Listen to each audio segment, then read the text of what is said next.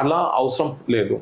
మనం ఎడ్యుకేట్ చేయాలి, అవేర్ అవ్వాలి ఎలాంటి టైప్ ఆఫ్ ఇంప్లాంట్ వేస్తున్నారు, మనకు అసలు అట్లాంటి ఇంప్లాంట్ వేస్తే మనకి బాడీకి సెట్ అవుతా లేదా, అది క్లినికలీ ప్రూవెనా, వెల్ ఎస్టాబ్లిషా, పేటెంటెడా అనేసి ఇవన్నీ మనకు తెలుసుకొనేసి మన ఇంప్లాంట్ని మనము యాక్సెప్ట్ చేయాలి.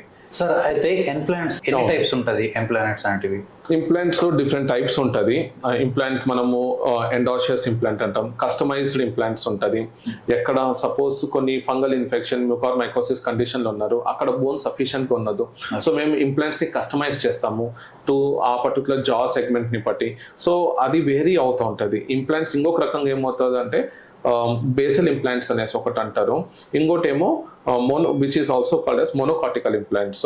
అండ్ ఇంకొక రకంగా ఇంప్లాంట్ ఏమో 2 పీస్ ఇంప్లాంట్స్ అంటారు. 2 పీస్ ఇంప్లాంట్స్ లో ఫస్ట్ ఇంప్లాంట్ ని లోడ్ చేస్తాము, దాని తర్వాత మనం దాని మీద అపార్ట్మెంట్స్ వేసి నెక్స్ట్ ఫేజ్ లో మనము దాని మీద క్యాప్ వేయడానికి ప్రయత్నిస్తాము. ఓకే సార్, అయితే ఇంప్లాంట్స్ ని ఒక్క రోజులోనే ఫిక్స్ చేయొచ్చా సార్ మనం?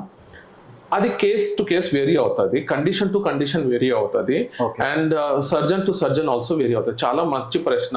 చాలా మంది ఆలోచిస్తారు ఇంప్లాంట్ వేసాక ఇమీడియట్ గా మాకు పళ్ళు వచ్చేస్తుందా అంటే, ఎస్, కొన్ని కండిషన్ లో మనం ఇమీడియట్ గా వేయచ్చు, కొన్ని కండిషన్ లో మనం డిలే చేయాలి. కొన్ని కండిషన్స్ అంటే ఇప్పుడు పేషెంట్ వెరీ హెల్దీగా ఉన్నాడు, బోన్ వెరీ సఫిషియెంట్ గా ఉంది, డెఫిషియన్సీ ఆఫ్ బోన్ లేదు, విడ్త్ సఫిషియెంట్ గా ఉంది. ఇప్పుడు మనము ఇంప్లాంట్ చేసేటప్పుడు మనకు అర్థమవుతుంది అసలు బోన్ డెన్సిటీని ఫీల్ చేసే కొద్దీ మనకు అర్థమవుతుంది మనం we can immediately load or we can delay అన్న. దీంట్లో కూడా active implants and passive implants అనేసి కాన్సెప్ట్ ఉంటుంది. ఈ యాక్టివ్ ప్యాసివ్ ఇంప్లాంట్ ని అసెస్ చేసుకుంటా మనం డిసైడ్ చేస్తాము whether we can go for immediate loading or delayed loading.